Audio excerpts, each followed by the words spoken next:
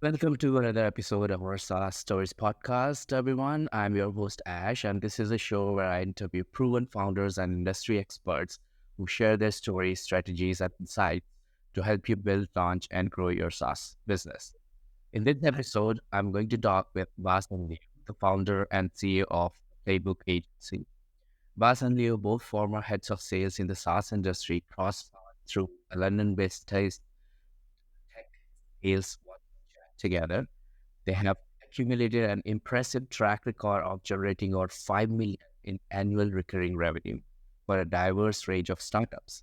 They have successfully led these startups from their early stages, identifying ideal customer profiles, testing and achieving product market fit, scaling revenue teams. Through their extensive experience, Abbas and Leo recognized the critical mistakes that early stage startups make when hiring their first sales leader and embark on their go-to-market journey. They understood how these mistakes can either accelerate growth and lead to unnecessary challenges and setbacks. To address these issues, they founded the Playbook Agency. The Playbook Agency, about you, are on a mission to help founders get their go-to-market strategy right the first time. They understand that building a solid revenue engine requires laying strong foundation. With their expertise, help startups develop their first playbook without the need of expensive sales leadership by providing comprehensive guidance and strategies. I hope you enjoy it. Okay, Abbas and Leo, welcome to the show. Thanks for having us. Thank you for having us. Great. So, do you have a favorite quote, something that inspires and motivates you that you can share? Uh, Me, I go with the quote, "Being patient with your actions, patience with the results." Nice, nice. I think I was debating this for a long time. I was thinking of ways, but I think for me, it's like this too shall pass. So I've lived by that for quite a few years now, and I think that's one that sticks by me. Perfect, perfect. So tell us about the Playbook Agency then. What does the agency do? Who is it for? And what's the main problem you're helping to solve? Yeah, I think so. I think me and like me and you, Ash, me and Leo met through a group chat as well, sales professionals within London. And kind of as young heads of sales, we started noticing some mistakes that were happening in, either startups that we worked in or other startups that our colleagues kind of worked in. And a lot of that came down to, in the boom economy, everyone took on a lot of VC funding and overspent on teams, and those teams grew really inefficiently. So it's a story we're hearing kind of time and time again at the moment where layoffs are happening, people are trying to reduce spend, increase efficiency, and they don't really have the expertise to do either.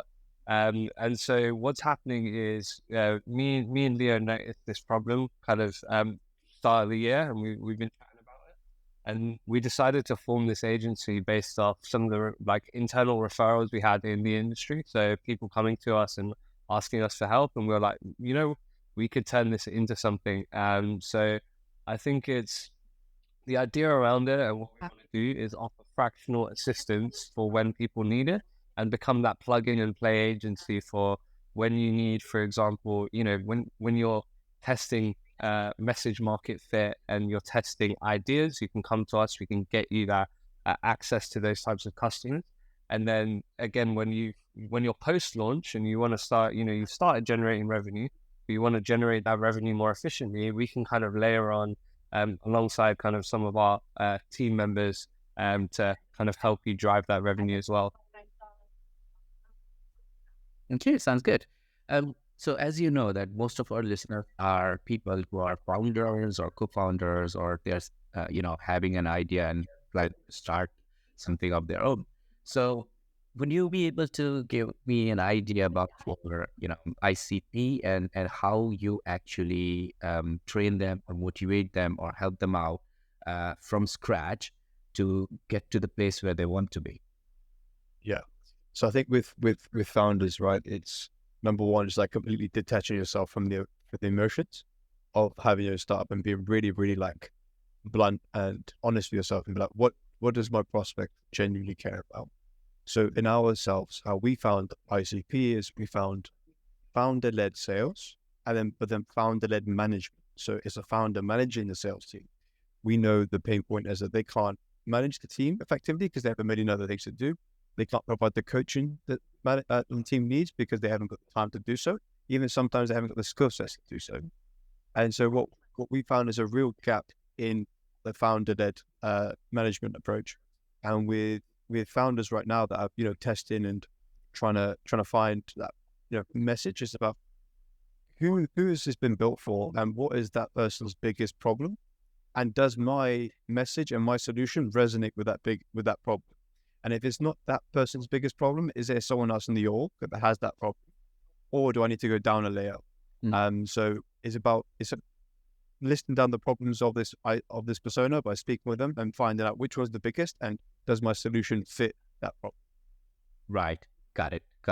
So basically, fundamentally, you guys help them out to understand even their own ICPs in order to figure out their product market fit. On top of that, you also help them out once they figure out their product market fit. Okay, which segment first target so that they can have early, earnings, traction, or etc. Whatever metrics they want to go after, right? Correct. And more so, we actually break it down into two further layers. We break it down to problem market fit. So does our solution fit the problem? And then we break it down to message market fit. Does our outreach messages resonate with that person? And then product market fit is when you're selling, and then that the person that you're selling to is gravitating towards the product rather than you having to push the product, right? So we break it down into 3 layers. Perfect. Awesome. Okay. I really like to pick on to the product market and problem market fit bit, which you guys have mentioned. But before that, I would like to know personally more about you guys. What have been your background? What have been your biggest achievements, so that our listeners can, get to know more. And then potentially after that, we will go towards that product market fit and a problem market fit thing. So would you like to go first, Abbas? Yeah, sure. I think for me, I'm sure for many other people, didn't really know tech SaaS was even a thing as I was growing up. So I come from a city called Milton Keynes. Growing up there, standard kind of, be an accountant, be a doctor, Asian parents, that's the 2 things they want, maybe lawyer, engineer, those kind of things. So I ended up going to uni, doing a bit of engineering, always had that kind of sales spirit in me. So, selling sweets at school, starting loads of side businesses, things like that. When I went to university, I studied chemical engineering, decided that, because I thought it would open me to other avenues. And then when I came out of uni, I wasn't sure what I wanted to do, but I knew I wanted to do something sales-wise. I had seen kind of my dad go through a similar thing, so being kind of like a first-generation immigrant, him doing a sales job, kind of, I saw things around us change as he was more and more successful. So I thought, okay, amazing. This is a career where you can really make your own luck, and commission, those types of things. So ended up applying for loads of like sales jobs, but wasn't really sure where to go, and ended up in a company which was already a unicorn at the time, Global Data. From there, kind of went from startup to startup over the past kind of 3 or 4 years. And we decided recently to kind of go full time on the agency because we saw what's going on in the market, and we thought now's the right time. Perfect. Sounds good. I like the part where you mentioned that you started selling sweets in the school. That triggers me. Good one. Leo, do you want to go next?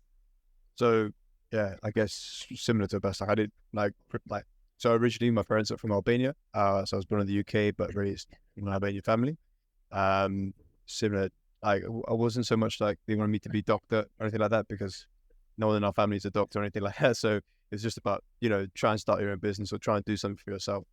I graduated uni pretty clueless, just like everyone does. But it's funny because even during university, like they go, "Oh, Leo, you'll be a great car salesman. You'll be this, you'll be that." At the time, I actually took offense to it. I was like, "What do you mean? Like what?" Because I talk loads. But then obviously by luck, like my first role was by luck. Is like I had a friend's older brother who was starting a company, and I joined that company. Funny enough, I joined for like £1,000 a month, almost like an internship, and then helped I was at that company for 4 years, and we grew from zero to over £1 million revenue, and grew the company from zero to 30 people. And luckily within that role, like I grew the sales team from 0 to 8. I helped find product market fit, and then also one of the things I realized and what I really love about like SaaS sales as well was the coaching element. I enjoyed developing, coaching people, bringing people in that similar to myself, right? They're smart, but just don't really know what they're going to do. And I always say to my my younger relatives, I'm like, they're graduating uni. What are you going to do? It's like, I don't really know. It's like, get into sales. You'll figure something out, right? Yeah. So that's just my background, and it's similar to Abbas. You know, we spoke. It was like, okay, what can we do? And I actually went through the Antler program as well. Realized that, oh my God, there's a lot of founders out there that don't fully understand it. And I found myself like people gravitating towards me, asking me a couple of questions on how to do this. And so that gave me confirmation of what was going on. And when me and Abbas were speaking constantly, we figured out, okay, we have to do this full time. Perfect. Which cohort you are in, Antler? Cohort 8. Cohort 8. Ah, okay. Surprise, we haven't met there. You know what? I was asking Abbas, like, I recognize Ash. I just don't know where. I think it might be from that though, because then we had loads of mutual connections. Yeah. There you go. Small world, right? The tech world's small. Great stuff. Well, you know what? You both have perfect profile to become a really successful entrepreneur, because you both come from that, immigrant background. You have that, craving for the growth kind of, motivation from the family side, and then, to be honest, getting into the sales role as early as you guys have done is really good, because ultimately, no matter what people say that it's not a skill, it is the best skill for any business. Trust me. No matter what product, no matter what services you're doing, you will need superpowers like yourself to boost the sales, to get the business inside. So yeah, hats off to you. You guys started into sales for so early, because it takes courage to get into this field. Great. So now let's move on to the problem statement thing, because I'm more interested in it, because I have spoken with a lot of founders. They always talk about product market fit, and I've never heard anybody talking about problem market fit. And I'm very interested in knowing about how you guys actually structure that around the business. It's an interesting one. I think going back to what Leo's mentioned as well, him going into Andar. I know it's also like when we were at the YC group events, a lot of technical founders didn't know how to get their product into the right people's hands, and I think the startup graveyard is just full of great ideas, fantastic UX, everything, all the bells and whistles you can think of, that just didn't have a good go-to-market, and they ran out of time.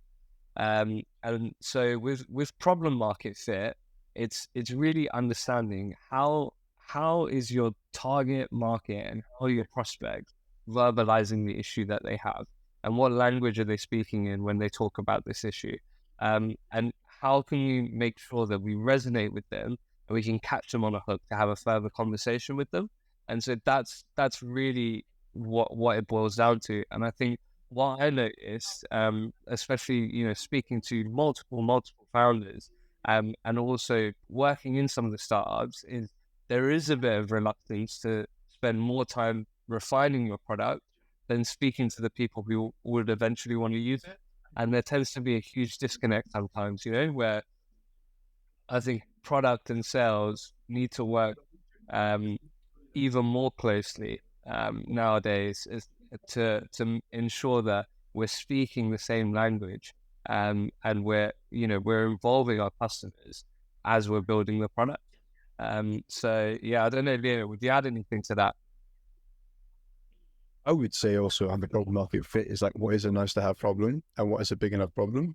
And the best way that I can deem it is like, can you go to the CEO and be like, I've got a solution to this problem, and the CEO is like, yes, let's look into it. Not say let's buy it, let's explore it. Because and this is in the startup, right? And I look at it myself, like even every time someone sold to me, I'd know straight away, you know what, this is a big enough problem for me to buy. This is not a big enough problem for me to buy. can I take this to the CEO? Can I not take this to the CEO? And that's really like where you want to like understand, is the person I'm speaking with, are they happy to take this solution of the problem internally? So just understand how big is the problem, will they take it internally, and what kind of business outcomes does it drive? Oh, you've got a Ash. I think you're on mute. Ash, you're on mute. Sorry, my mistake. So let me reiterate it then. So basically, you uncouple the problem statement to that level, to micro atomic level, that you need to understand the girth of it, and then you want to make sure that if the founder or the person who actually makes the decision understand and is willing to take it to at a level where it could be solved. Is that correct? Correct. Yes. So give you an example of like when I was at my company Salesflow, right? It was a LinkedIn automation tool. The automation was beneficial for the sales rep. The outcome was beneficial for the sales leader. So the automation would automate tasks, but the outcome would book more sales meetings. So that's the difference when we find the problem is like, okay, I'm not going to go to a sales manager and tell them, hey, this system automates tasks. They're going to be like, no, that's their job. This system helps them book more meetings. This helps you solve that pipeline problem that you have. Right. So basically, what is the end impact and benefit it's actually bringing you back? Interesting. Okay, so now I understood how you tackled with the problem statement bit. Can you uncouple more about how, let's take a hypothetical situation where a founder comes to you, right? He or she is looking for some help and say, Abbas, Leo, we have SaaS product. Let's say an HR online system where, you help big companies to recruit people. Now, first step is you sit down with them, analyze their business model, what kind of customers they're after. What different strategies you would put together in order to get more business brought into their doors after you did your first analysis? I think is So I think obviously the first analysis is really important. So we'll take 1 or 2 weeks to really understand what is going on in the business today, and if they don't have data surrounding this, and I find it funny sometimes because you're working with like product teams who are obsessed with data for their internal tool, but their sales data is just Excel sheet, or it's scattered in HubSpot, things like that. So we want to get to the source of truth in terms of what's actually happening in terms of inputs and outputs, right? So how many calls are your sales team making, emails that are going out, who are they going out to, how are you getting their info, and understanding those conversions. And if they're not there, setting that up. So that's the backbone of your understanding how your revenue is coming in, right? But understanding completely what your funnel is. Then it's really, one of the things that we like to do is ultimately understand who have been the early adopters of this product, and how can we leverage those referrals, case studies to bring about more business and double down on a segment. So we would prefer going segment to segment route. So I'll give you, if I use my past company Scorer as an example, I might decide to target SEO agencies for 2 months or 1 month or something like that, and ensure that in SEO agencies, I know how they're describing their problems when it comes to their workflows, what's happening, and what are the layers of management that I need to speak with to make sure that this converts into a deal. So typically me and Leo will understand, we have a really simple methodology, and maybe this is revealing a bit of the game, but we have we split our prospects into 3 to simplify it. So observer, a manager, and an executor, right? And those executors, for say for a sales team, for example, an executor, if we were buying a sales platform, executor might be someone who's using this, lead sourcing tool like ZoomInfo, and is getting the data and making the calls. Manager might be your head of sales, right? So maybe someone like me and Leo who are managing the team, making sure that they're doing the outputs.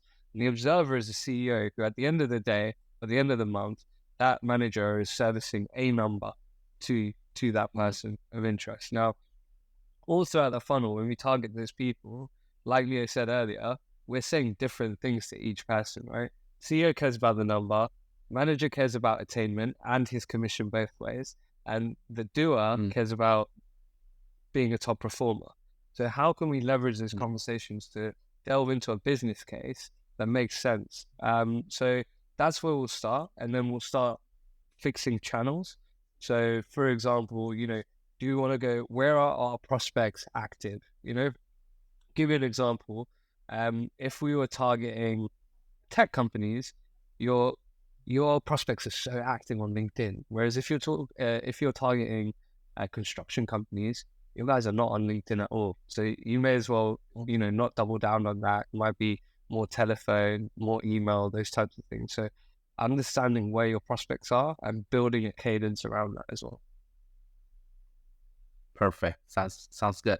And I couldn't agree more on this one, that without analysis and understanding where your prospects are hanging out, there's no point of targeting them, here, there, and everywhere, because that's just gonna waste your money. I don't know how much. Sorry, go on, Leo. On the point where you talk about where they hang out, right? At my company, the first company I was at, our first customers, they came from Facebook marketing groups. They didn't come from email, they didn't come from LinkedIn, they didn't come from the phone. They came from community. It was a community-led approach. Yeah. And so those are the things that you should leverage into as much as possible. And to find out where they live. Like our thing was growth marketeers. We wanted growth marketeers, and they were in Facebook groups. Indeed. Have you guys ever heard about Dan Martell from States?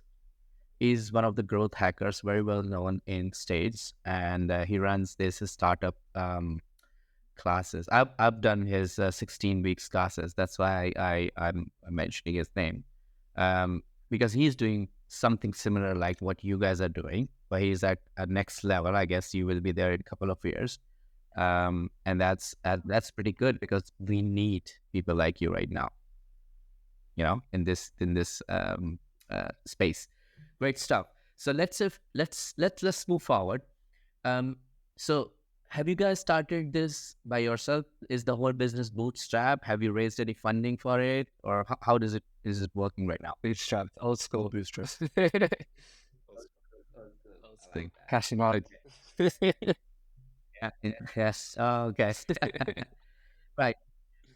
So when you had this epiphany, when you got connected with each other, did you look into the market, whether other product or services? What was going on at that time, and what did you see from your research that encouraged you to move ahead with this idea? I think it was funny. I think me and Leo saw so much bad advice on LinkedIn, like just so much bad advice. And I think when you don't understand like commercial strategy, acquiring revenue, users, those types of things, everything looks so attractive to a founder, right? You'll be like, okay, let's try that. Oh, this guy from this company that's super successful is doing this, right? And it's all at the end of the day to sell a course at the end of it, right? But like, Yeah. The issue really is that you've got these, you've got people who either haven't really closed that revenue, or are giving advice based on their own context, and not usually the context is fantastic product market fit. So you will see, for example, and this is not to like call anyone out, or anything like that, right? But you'll see people from companies that have fantastic product market fit, like Cognizant, ZoomInfo, Gong. These are like almost necessities within their teams to buy. Like Klaviyo is marketing, or MailChimp is for this thing or whatever, and that's not applicable advice for a starting founder. That their name is not there in that same realm in the conversation when it comes to those tools. And so we realized like there's no context for a founder starting from 0 to 1 on how to adapt their teams. And often the advice is coming from people who are in already, unicorn startups, saying how great their sales strategy is, but they're almost, order taking. So some sellers are, order taking, and like they're getting stuff in and it's not to discredit either, but like it's just we've got awesome product market fit, and founders don't have that. And so me and Leo were like, right, we need to do something that contextualizes that advice for, okay, but here's how you do that same thing. Now, this is really great advice if you have a £1 billion startup, but here's how you do it if you have 100K in your bank. You know, if you don't have the time to, you don't have a 20-man sales team to personalize every message to every CTO in a 55, 100, 500 company or whatever, and so that's kind of where we came about it. Yeah, and from my experience, I've worked with a few agencies in my time at Salesflip, and I realized, and actually it took me a while to realize this, but when you're solving the problem and you're providing a solution, and they don't have to do any work, a service-based business is obviously an easier sell as well. So there's always going to be demand for our service, and it's just about whether we're better than other people or whether we can get in front of people before competitors do. So that's kind of how I come to the conclusion. Right. Okay. Got it. Okay. Now I got more interested in the services you guys are providing, but I want to uncover a couple of more things from the organizational perspective.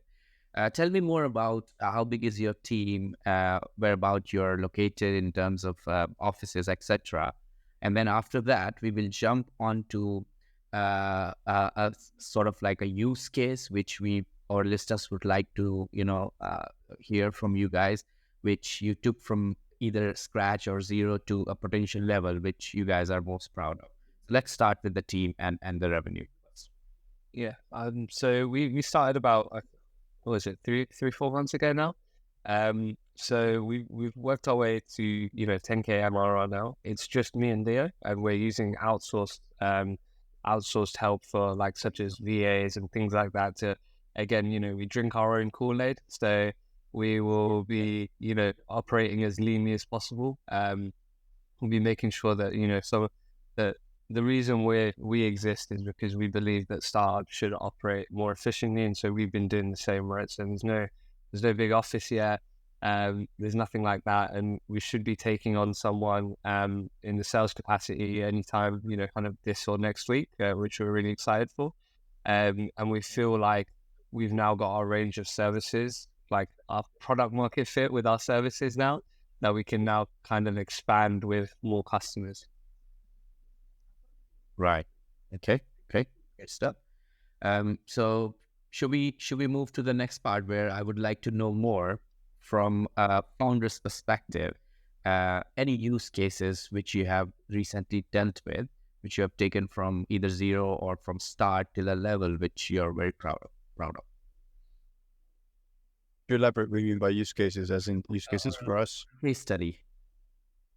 For life study. You don't have just the names or etc. I just want to know the journey if you don't want. Where do we start? OS. We have so many I'm thinking of now. Yeah. Okay. Which one is the most proudest one for you in last 3 months? We've worked with one client where we've helped. So they brought us in to coach their sales rep, and when they brought us in, and to now, we've helped him double his revenue impact, and just taking him back to the sales basics is what's really, really helped. Well, will you be able to share the numbers? So he was I think he was doing about $3,000 in MRR, and for the quarter, and then we got them to just over 6,000 MRR the next quarter.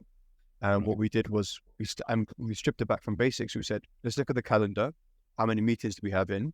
And it's like, okay, we don't have enough meetings. So that was the first task that we did. And then we was like, okay, let's try and double the amount of meetings that we have. Secondly is let's listen to the call recordings. How big's their pain, and are we solving their pain? And then do we have agreement that the CEO cares about this problem? Yes. Let's set up a second call with the CEO, get them to sign off, and then get the deal moving forward. So we just created a system which would just help this person double their revenue impact. within 3 months. Yeah, so yeah, within 3 months. So since we came in we came in the beginning of quarter, and now and it just gone past the end of quarter. Perfect. Yeah. That's amazing. That's amazing. So One that, let's sorry, go on. I was just going to say, yeah, one that sticks out for me as well. So we're working with like a IT hardware company, and again, we found that their prospects lie in LinkedIn, right? So what we started doing was started developing messaging around that, and so far it's been 1 month, and we've managed to, and I don't think this will happen, by the way, for every single company we work with, right? I think the messaging was on point, the service was required within that industry, and we managed to get them to, I think it's, as of now, 499 replies, and about of that, about 60 positive responses in terms of like meetings booked, and that's from a company that had no outbound previously. So we've been leveraging LinkedIn to kind of get them to that point, and it looks like the revenue should be dropping quite soon as their enterprise. Nice. Okay. And both all the businesses you work with currently, are they into SaaS or tech space? Are you also targeting other businesses, or you're welcoming other businesses to connect with you? We love SaaS, right? Everyone loves SaaS. Uh, but we also realize there is other markets that need this, Yeah. and so we can go B2B, obviously, of course, but we want ideally SaaS, but then we want other B2B spaces that want to digitalize a bit more and make this less, let's say, art and more science. And that's what we want to focus on. Okay. So other than okay, I understand that you guys have very analytical skill set. But how do you manage this workload? I'm guessing that do you guys prefer to work with one customer at a time, or if you're working with multiple customers, how do you guys manage it? I think for us, so one thing is Notion. Notion is king for us. So we spend time refining, a workflow, and kind of, again, when Leo talks art and science, right? Like literally when we put in company tasks or, for these other companies as well, it will literally prioritize for us. And also, this is a P1 do it now. So prioritization is really key for us in keeping an efficient workload. And then also knowing what you can, I think with ourselves, the go-to-market advisory side of the business will progressively move more and more upmarket, because the scalable part of our business is really lead generation and cold outbound, where me and Leo can deliver the context of, okay, this is how, if I was your VP of sales, this is how I would structure it. But then we have a network of executors that we can bring in and plug in and play as we need, who can execute on those problems, and me and Leo can lead and adapt. So therefore, we can then expand our kind of wings over it, and have that ability to kind of have as many customers as possible. Because this is the trouble with sometimes service-based businesses. If you're doing hourly rate, you're sacrificing the biggest thing, which is time, and you're capped at maybe having 10 customers or 15 customers. So for us, we wanted to structure the business in a way where we could offer different kind of services. And when we talk about lead generation, for example, so with one of our clients, we've delivered them a lead list now of ICB clients who can make decisions on their product, and their sales guy has managed to book double the amount of meetings this week by just taking out that admin from him, which he's doing manually right now.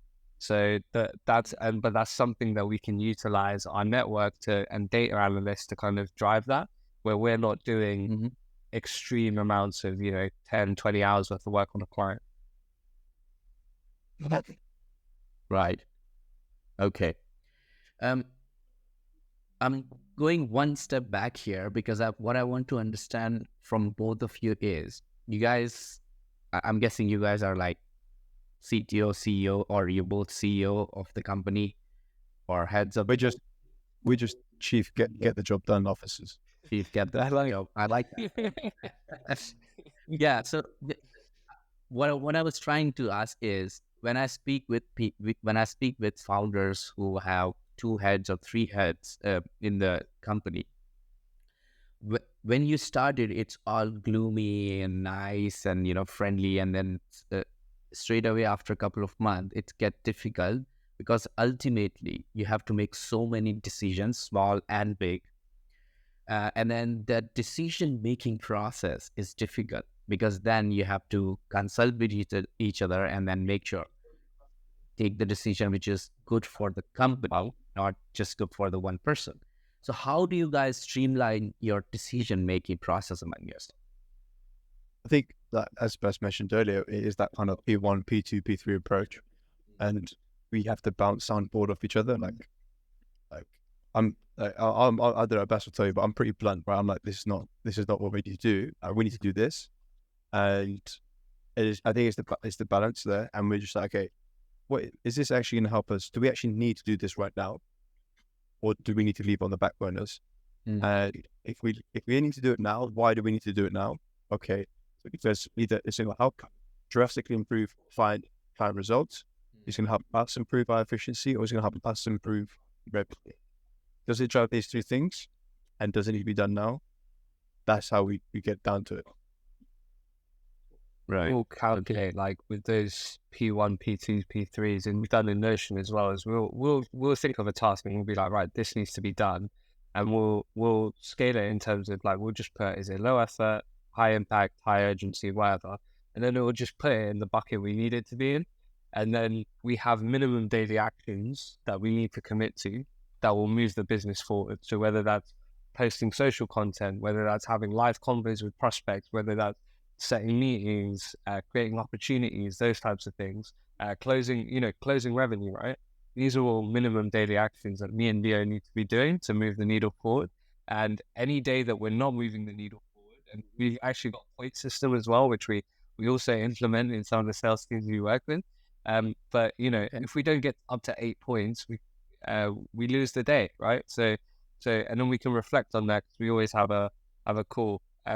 In terms of the way me and Leo work as well, I think what's complementary is I'm a bit more optimistic. He's a bit more pessimistic. He's very analytical with like our the businesses we work with, and I'm a bit more artsy, And so I think where we've naturally kind of slotted in is I'm doing a bit more of the marketing stuff, marketing and things like that, and a bit more of like structuring a sales call and a bit more of the coaching stuff.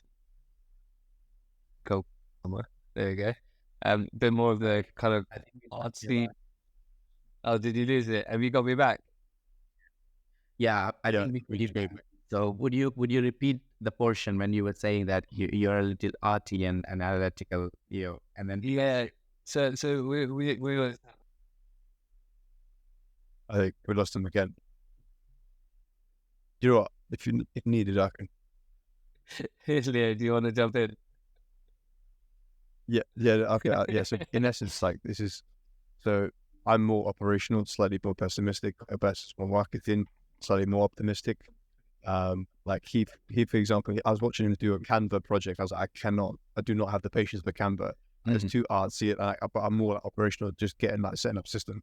And then I think it's actually something I learned and obviously in the Antler program is like founder market fit, right? Like where do our skills overlay each other and where do we separate?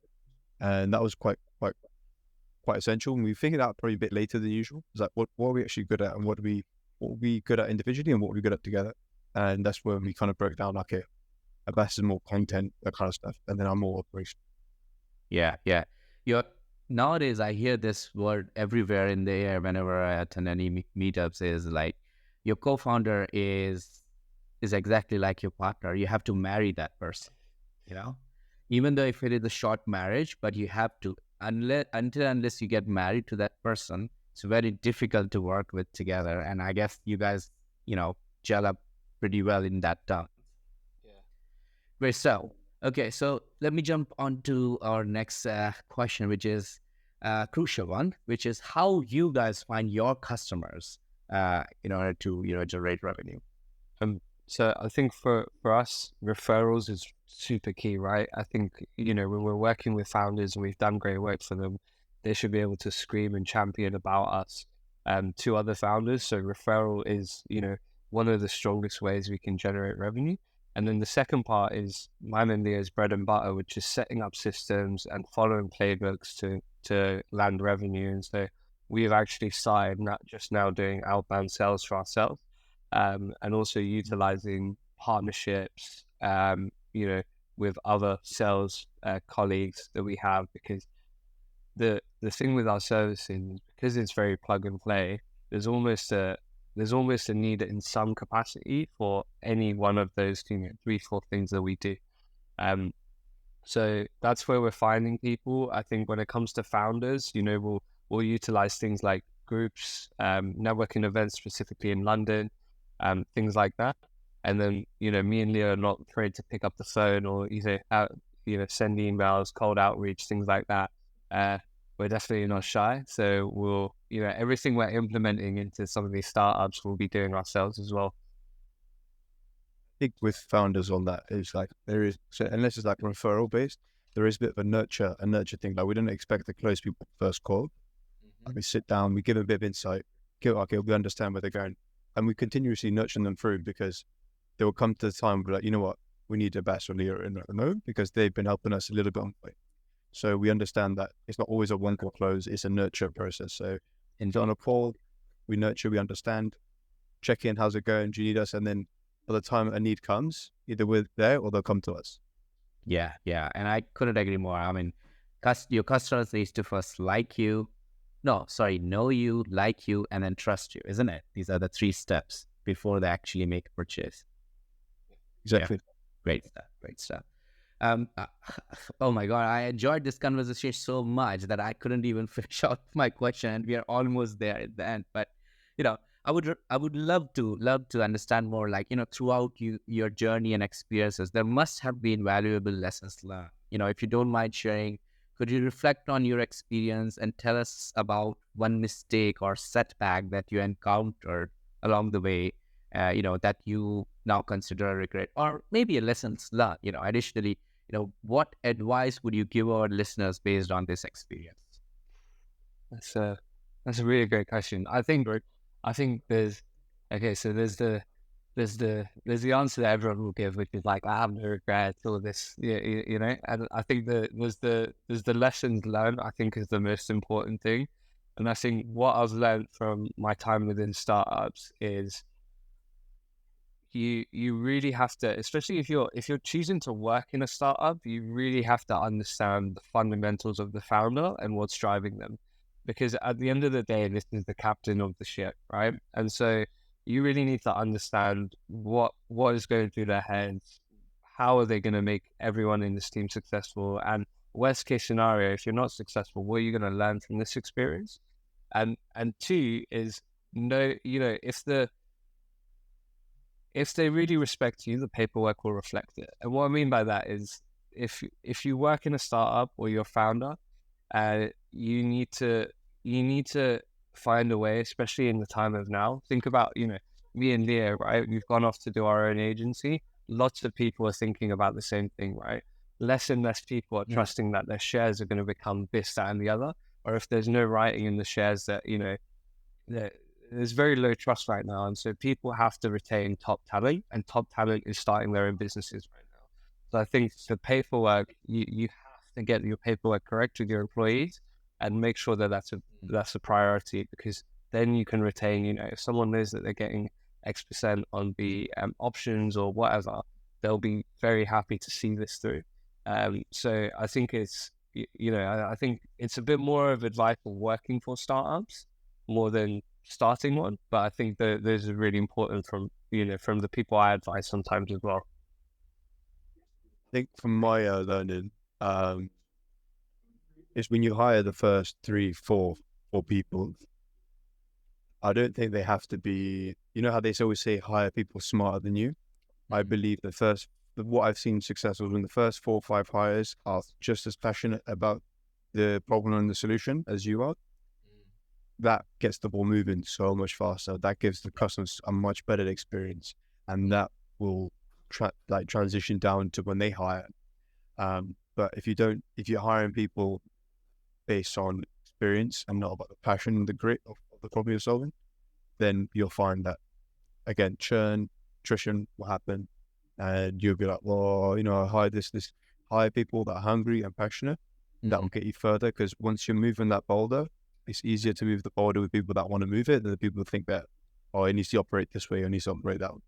Yeah, totally agree. It's very important that, what they used to say in Answer. It's very important, if you want to find a co-founder, go out with him or her, get drunk, and then if you can spend more than an hour and a half with the person, if he's fully high or she's fully high, that means you found someone who can talk with.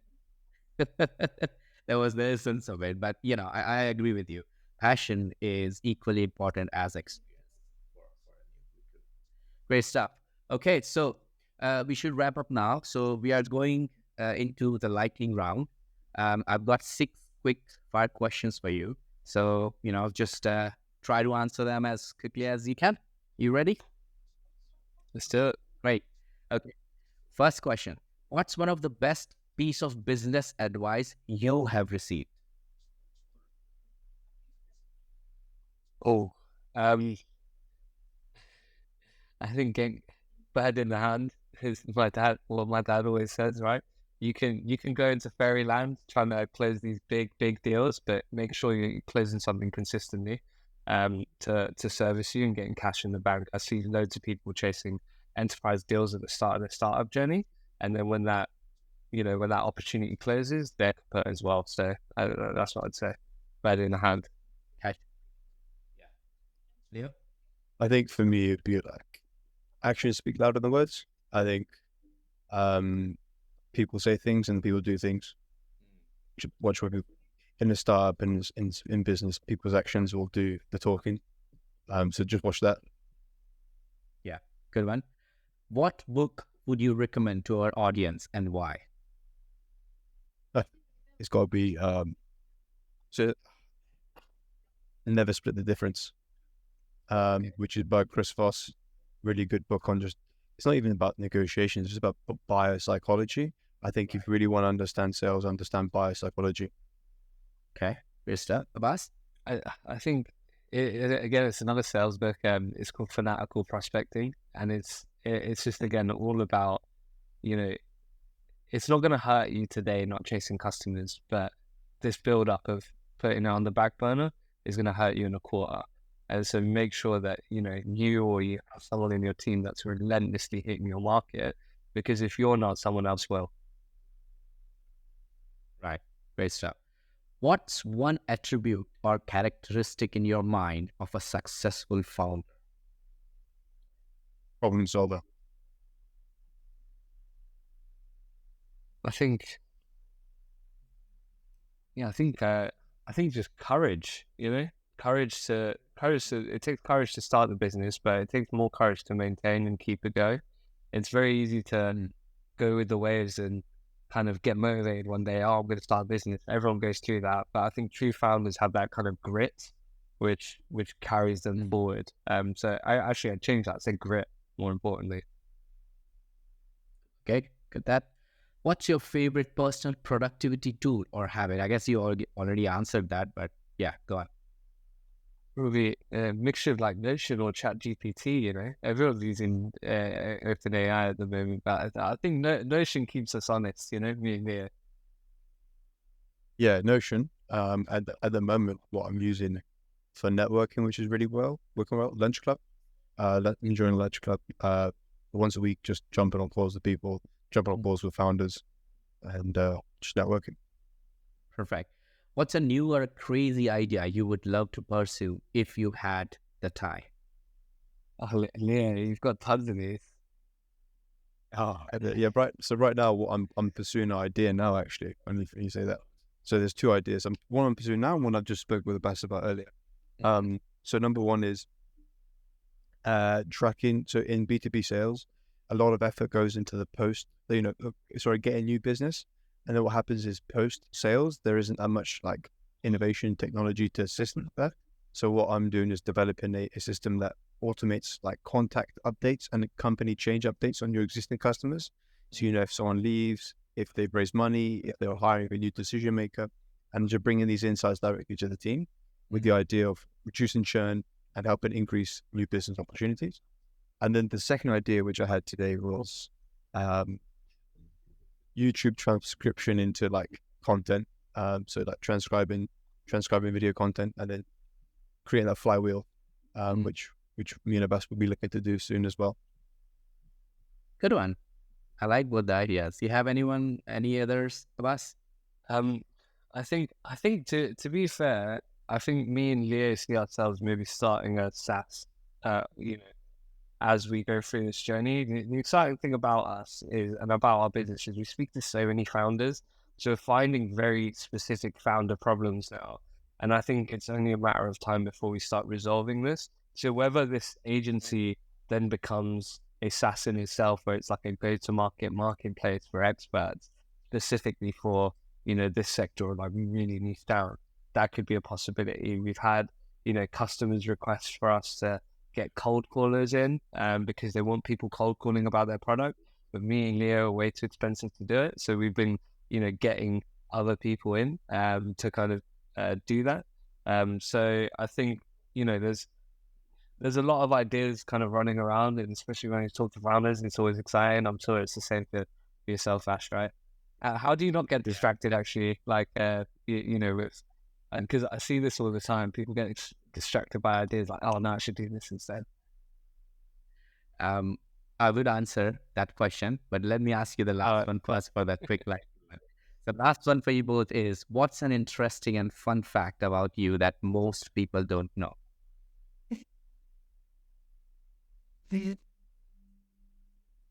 About me, It's where we realize we're not that fun. This is we thought we were. Yeah, we're not that interesting. I got an interesting fact about my family, which is interesting. My great granddad used to be one of the royal guards of the King of Albania. Mm-hmm. Right. And then unfortunately got killed by the communists. So yeah, but yeah, it was an interesting story, really interesting history. Wow, that's a story for us to grab a drink one day in the definitely. Yeah. Abbas? I think in a similar vein, like, not because I'm not particularly interesting, but my grandparents were.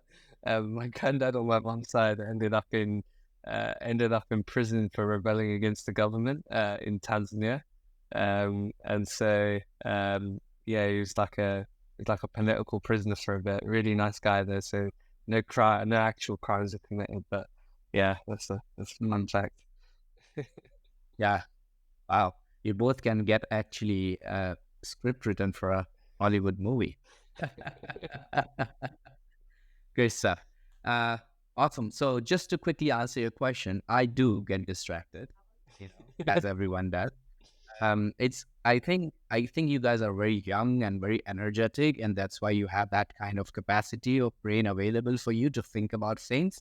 But once you reach to that age group where you have very, very limited time with all the kids, family, old age people in the family, and all this responsibility to take your kids to the schools and all the crutches, etc., then you want to spend your little time into the just one idea which you are passionate about, instead of making money with it, So a lot of founders, they don't get successful because they keep working on the same idea, which doesn't actually bring customers in, But sometimes they do, sometimes they don't. But that's one of the ways I don't get distracted much, but I do get distracted. Trust me. Okay, great stuff. So we're almost there. So Abbas and Leo, thank you so much for joining me and sharing your story and unpacking the last year, 3 months of building this business and some of the ups and downs along the way. So if people want to check out the Playbook Agency, what's the website? Would you be able to share? Yeah, so the Playbook.agency, and then you can find us on LinkedIn, and we'll be on some more socials pretty soon. I'm sure after this podcast we can turn it into a TikTok as well. So this will give us the boost we need for content. Yeah. So if folks want to get in touch with you, it will be LinkedIn, right? So what's your handles, or how do they search for you? Yeah, so if you just search my name, so Abbas Somji, and then yeah. Yeah, Leo Branico, Branico. Perfect. Awesome. Well, thank you both, for being on the show. I really enjoyed our conversation. And I hope in few months or a year, when you become a millionaire, I'll get 10 more minutes with you to jump on a call and discuss more. Hopefully, fingers crossed. Perfect. Perfect. Thank you, guys. I'll speak with you soon. Cheers. Thank you, Ash. Take care. Thank you all for tuning into this episode of our SaaS Stories podcast. I hope you found our conversation with Abbas and Leo insightful and inspiring. If you're a founder or industry expert interested in sharing your story on our SaaS podcast, please don't hesitate to reach out. Simply email me at ash@oddcircles.com and let's connect for a potential interview opportunity. If you enjoyed this episode, make sure to subscribe to our podcast and stay updated on future interviews with proven founders and industry experts. We have a lineup of incredible guests and valuable insights coming your way. Stay inspired, stay motivated, and keep building.